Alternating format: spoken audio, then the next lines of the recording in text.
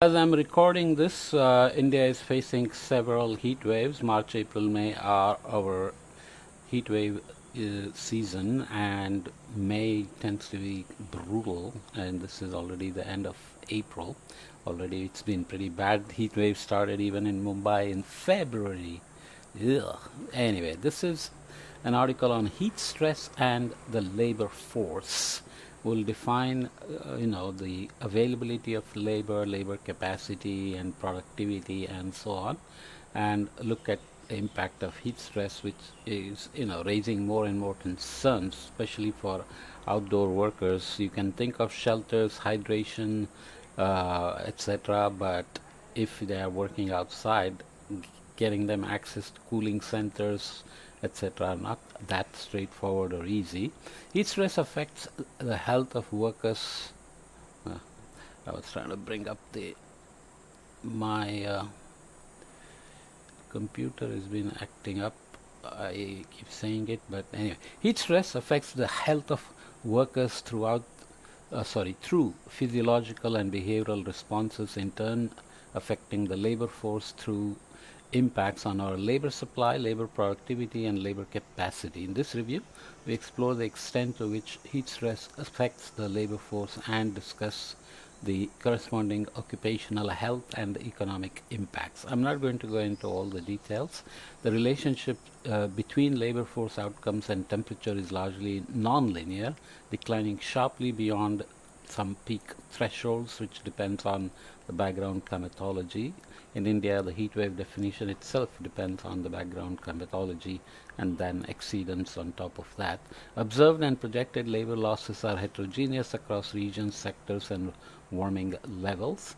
High exposure sectors such as agriculture and construction are projected to experience the greatest losses under future warming, with about 33%, 25%, and 18% declines in effective labor across Africa, Asia, and Oceania, respectively. So poor countries are going to get hit harder, and this is under a 3 degree C warming scenario. You can worry about global warming, what warming will be achieved when, but you can take a certain level of global warming like 3 degrees C and try to make maps of warming at regional levels. Models have a reasonable skill in doing regional temperature levels, but if you want to get hyperlocal, then you need to downscale them using other intelligent methods like AI. Labor losses are also expected in low exposure sectors such as manufacturing and utilities, but Northern Europe tends to be sorry. Labor losses are also expected in low exposure sectors such as manufacturing and utilities, but Northern Europe tends to benefit in the short run. These collective heterogeneous labor impacts lead to considerable reductions in global gross domestic product and welfare, with projected GDP losses of 5.9% in South Asia and 3.6% in Africa. Improved local scale exposure response functions and incorporating adaptation into economic models are required to advance understanding of heat stress impacts on labor. So these are risks. We don't have to worry about uncertainties in the percentage GDP because they are estimates and there are always uncertainties, but the numbers are not trivial. So obviously investing into adaptation and protecting the labor, etc., in addition to mitigation at local and global scales, obviously are very critical. How does heat impact the occupational health? So you have heat hazards coming down here, affecting vulnerability and exposure. Vulnerability depends on age, sex, physical health, disability, mental health, diet. So these are some of the elements that go into computing a vulnerability index. You can identify levers and then try to reduce overall vulnerability in any given region. Exposure, of course, relates to whether you are working outdoors, what kind of work equipment you are handling, what are the environmental conditions, population density and infrastructure, and so on. That amounts to heat risk, and greater than 37 degrees, let's say, is then going to create occupational health related impacts that will need time off work, reduced cognitive function can be the outcome: risk of accidents or occupational injuries, more breaks needed, impaired judgment, reduced coordination, mental health impacts, and so on. And there are, of course, general health impacts such as sunburn, heat rash, heat cramps, heat exhaustion, such as tiredness and dizziness, weaknesses, fast breathing or heartbeat, feeling sick, heat stroke, which causes confusion, slurred speech, loss of consciousness, and seizures, and of course, dehydration. So, if you look at the labor force outcomes, temperature, labor relationships, and heat stress induced occupational mortality, you would look at definition of labor force outcomes in this way: effective labor. So that's the product of change in labor supply and change in labor productivity. We'll define productivity in a minute. So labor supply is amount of labor, of course, per unit time made available. Labor productivity is output per unit of labor input. We'll read more text on that. Labor capacity is basically physiological capacity or ability to undertake work in a unit of time, and that obviously can be severely decreased or degraded, right? Non-linear impacts of heat stress work this way. Just schematically, as temperature increases, if you have low exposure, then labor supply or productivity will increase as optimal temperatures are approached, but then once you hit peak temperature, you begin to drop off, and compared to high exposure cases, you have a much higher temperature tolerance here for labor supply or productivity, like indoor workers, but outdoor workers are going to have a much lower peak temperature. So this kind of a Kuznets curve or downward U curve are very common in many things in environmental impacts. Recorded heat related occupational deaths as recorded in the past, 2011 to 2021, 436 in the US. Mexico had 100 over another decadal period, so you can see the numbers vary. Only 1 and 12 here, 2 in Spain, 5, but this also depends on the population size. In the US you have a much larger working size, so these are typically per 100,000. So let's read and make sure. The 4 measures of labor force outcomes we looked at here: representative nonlinear relationship that we looked at, recorded incidences of heat stress related labor deaths probably linked to direct heat impacts such as heat exhaustion, dehydration, and heat stroke. Heat stress induced operational deaths are on the rise, so doesn't seem to be per 100,000, so maybe absolute depths here, but please go back and look. Let's look at China. It only shows 2022 number at 3. Pakistan 62, India or 1983 to 98, 800 in 2019, at least 3 in 2022, 25 in the state of Maharashtra. So obviously India is a warm tropical country with the heat wave season also being very humid in some places, like in Mumbai where I'm sitting, and humidity makes life much more miserable in terms of the ability to tolerate heat and to work outside and so on. Historical and future heat stress impacts on high exposure force. So you have the global maps here. Historically, you have gone from difference or change in percentages. You can see that labor supply decreases in this tropical hot belt from South America, Sahara, Sahel into Middle East, India, and Southeast Asia into Northern Australia. Labor productivity, similarly, you can see that the numbers, labor supply is not reduced much, but labor productivity is dropping a lot here in terms of a change. Effective labor, again, lots of negative numbers. Just note the negative numbers except in cold places like Tibet or Greenland, where you actually benefit at least for a short while. With 1.5 degrees C warming, you don't see many reds, but as you go towards 3 degrees C, you can see again reds filling up large parts of the tropical, subtropical countries, especially in the global south, right? So there are advantages in some places, so large parts of Siberia, USA, and Europe, and here southern tips of South America, Africa, and Australia seem to benefit, but do you really want to wait till that happens if rest of the country is suffering so much here, right? So those are things to keep in mind. Observed and projected labor impacts. This is the summary of the sign and magnitude of historical impacts of heat stress on labor supply, labor productivity, and labor capacity from published literature. So that's the meta-analysis. The historical period broadly encompasses 1971 to 2020, even though some parts may be different in the years covered. That's for A.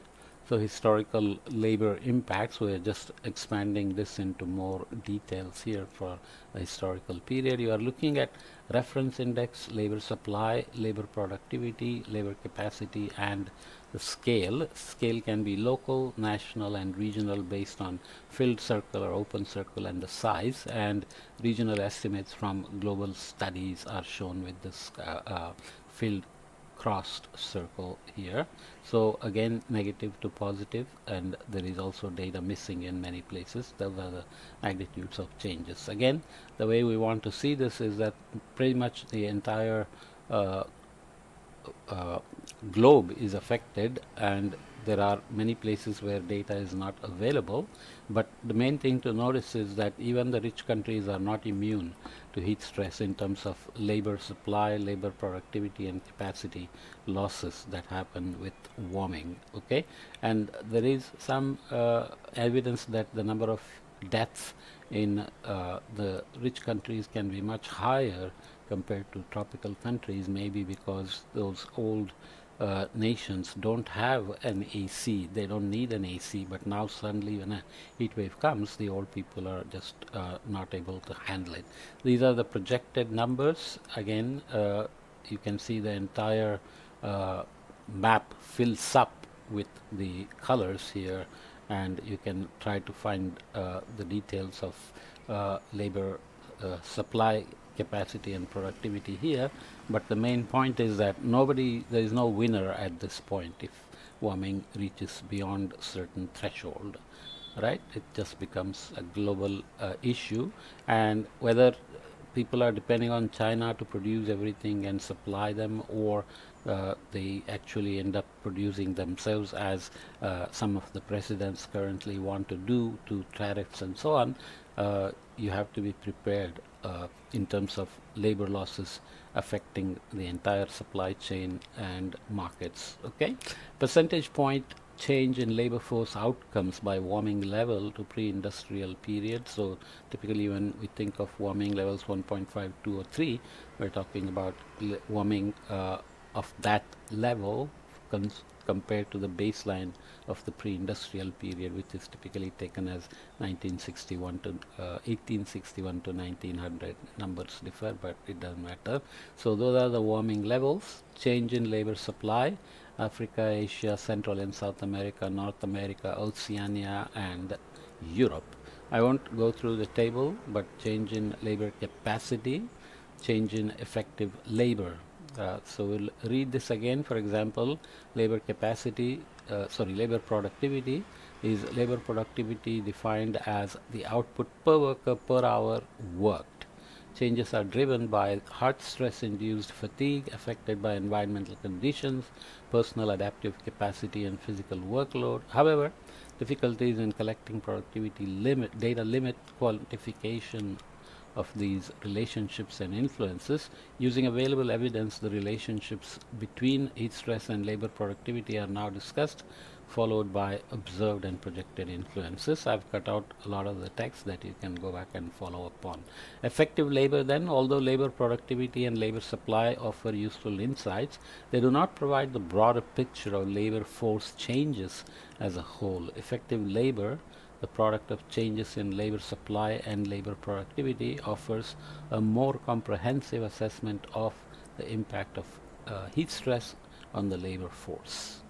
Given that effective labor is a composite of labor supply and labor productivity, the patterns of projected changes are largely consistent. Changes are largest in sub-Saharan Africa, South Asia, and Oceania.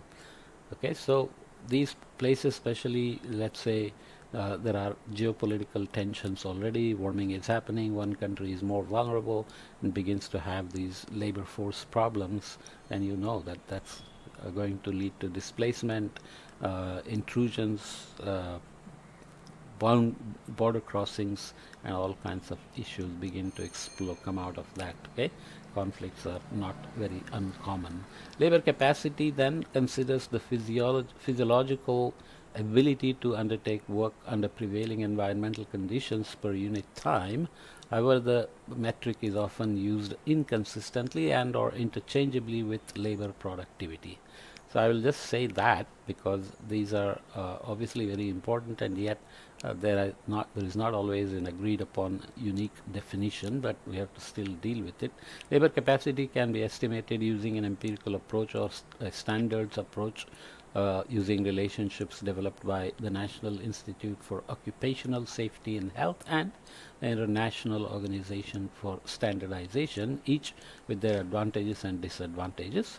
The relationships between heat stress and labor capacity are now discussed, as are the observed and projected impacts, but that section I'm not going to follow in deeper. You can follow up. So moving into the other part we have to worry about, let's say industries are not bothered about protecting the workers, but then if it begins to affect their bottom line, then obviously they may want to worry about it, and country level macroeconomic impacts are going to get attention anyways. Impacts on labor force on the labor force provide a key transmission channel through which heat stress causes economic damages. Various approaches can be used to quantify historical and projected impacts, including simplistic methods that multiply lost working hours by sectoral income or average value added per worker, primarily to assess observed impacts.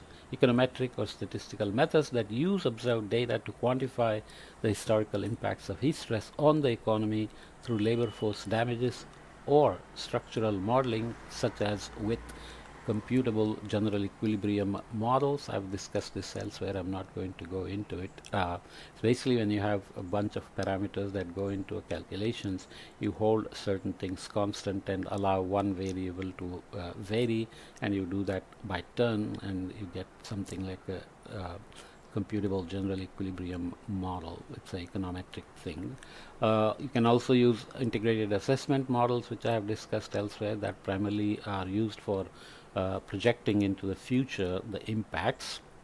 These methods all have weaknesses, limiting inter-method comparisons and emphasizing that any results should be interpreted with caution. So here are the representative concentration pathway 2.6 is something that will keep us below about 2 degrees C by 2100, and RCP 8.5 is basically business as usual, which means we don't do much, keep burning fossil fuels and keep going. So change in the regional GDP in percentages, then you can see 2.6 gives us some chance of staying without losing GDP in, let's say, East Asia, Europe, FSU, which is the former Soviet Union, North America, Oceania, Southeast Asia, and so on. And you can see South Asia and Africa here can lose massively if we don't do something. So, and even here, South Asia and Africa lose either way in either scenario, but losses are much higher for business as usual, which is obviously bad news because often the warming tends to come from the rich countries. So how to get people to be careful for everybody else is going to be tricky. Obviously, we have to worry about adaptation. So adaptation opportunities, it's a longer section. I'm just going to read the first paragraph. Given the negative health and economic impacts of heat stress on workers in most countries, adaptation efforts are necessary and will become increasingly so as heat stress and its impacts on labor continue to rise. These efforts are designed to change the relationship between heat stress and labor force impacts, so you protect them. Full adaptation implies that labor-related damages do not increase while heat stress increases, whereas partial adaptation reduces the gradient of the temperature labor outcome damage curve, so that we have we are well within the dangerous limit. There is likely already a gap between actual implemented adaptation and the adaptation required to meet social and humanitarian objectives that will probably grow unless more explicit adaptation action is taken. Adaptation efforts can be autonomous actions by workers, employer-driven, or government legislated and enforced, and can take place in outdoor and indoor environments, as we saw. Okay, this is the one we will see in a minute. Summary and future perspectives. Rising heat stress is affecting the labor force, the impacts of which are heterogeneous across occupational settings, income groups, gender, and location. Labor supply, productivity, and capacity decrease during periods of heat stress, most notably in high exposure outdoor sectors such as agriculture and construction in sub-Saharan Africa, South Asia, and Southeast Asia. Through these impacts on labor, heat stress exposure also has negative effects on economic output, economic growth, and the health of workers and occupational safety. Projections suggest these negative impacts on the labor force, including geographic and sector availability, will worsen as heat stress increases with rising temperatures. Mitigation efforts can deliver global health and economic co-benefits across all sectors and regions, but adaptation will probably be important for protecting workers from increased heat stress, even if the warming is limited to 1.5 degrees C, because global mean warming of 1.5 doesn't necessarily tell you locally what the warming will be. It will not be the same everywhere. Middle East is already warming fast and very unlikely to slow down anytime soon, and so on. However, there are still many unknowns about heat stress impacts on labor, necessitating continued research. So here are the heat stress impacts and adaptation opportunities. Historically, outdoor and indoor factory and indoor offices. Obviously, you know that there can be AC here as shown, and even this indoor factory has some kind of a ventilation or cooling system of some sort, or heat relief system, whereas if you are working outside, you are just on your own as temperature increases.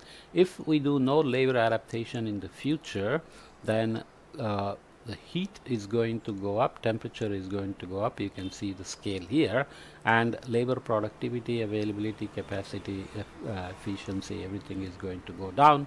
The same is going to happen indoor in the indoor factories and indoor offices as well.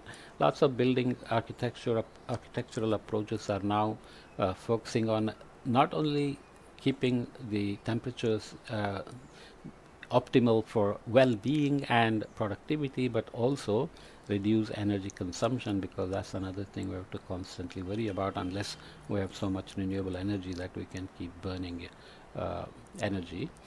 Future with labor adaptation, then you can see that productivity, efficiency, etc. are all going to benefit, and there is going to be also more automation, I suppose. So temperatures increase, but labor availability, productivity, and capacity are not reduced, and the same for internal workers as well in indoor factories and indoor offices. So these are obviously very schematic, but you can look at adaptation strategies in terms of labor impact. Shifted work days, the clock signal, so you can give people time off during the peak hot hours. Mandatory work breaks, so laws to give people breaks, that's the coffee break or cold drink break. Laws and regulations so that public-private partnerships together help protect labor. Lighter clothing, shade provision, early warning systems, mechanization, air conditioning, and insulation. Early warnings, of course, give employers also to get ready, as well as the workers. So if we want to read a bit more on that, much of research on labor has focused on individual components such as labor supply or productivity. As such, understanding of the overall impact of heat stress on the labor force is lacking, providing a limited picture that overlooks cumulative and cascading effects. Composite metrics are therefore needed, of which effective labor is one example. We looked at it in table 1 and figure 3. Such a metric will enable estimation of the impacts of heat stress on labor force as a whole. Furthermore, economic models that integrate these impacts can provide more realistic estimates of economic damages due to the effects of heat stress on the labor force. Such a complete picture would also contribute to the loss and damage debate in the historical context and allow more realistic identification of future heat labor damage hotspots. Loss and damage is where countries are compensated for the impacts beyond which they cannot adapt based on historical responsibility. It's still struggling, but nonetheless, it's a discussion that's been going on for well over a decade. The global level analysis suggests that some regions have higher tendency to experience larger labor impacts.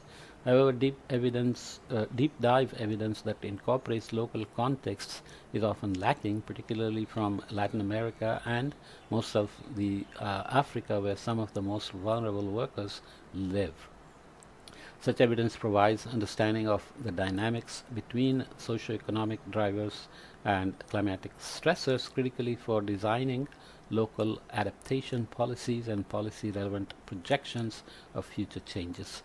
Dedicated data collection can fill this gap with a focus being on labor productivity adaptation measures. So we are not necessarily, we can think of it as protecting labor productivity to protect livelihoods, but also often it is trying to protect production and profits and not so much about labors. But anyway, we can't quibble about those things. Workers in the gig economy are particularly vulnerable to heat stress as they tend to have fewer protections than other workers, and they might have to trade off health and income during periods of heat stress. In the context of impacts on occupational health, the major gap is estimating the number of workers that are harmed by extreme heat. More data is also needed on occupational injuries and mortality in the context of heat stress, especially from countries in the underrepresented regions in South America and Africa. Okay, finally, coming closer, empirical evidence, and I won't read too much of that. There are some issues in a way, potential biases and errors in this approach can affect the results, but risks are risks, so you have to just work with them in terms of keeping an eye on the increasing risks and hotspots and adaptation measures. Early warning systems and collaborative research with relevant stakeholders in the labor force will be a key to protecting workers from increasing heat stress. Future research in collaboration with occupational safety and health institutions, labor unions, and regulators can help to create early warning systems that, when combined with the heat health action plans and maximum temperatures regulation, can safeguard workers from extreme heat.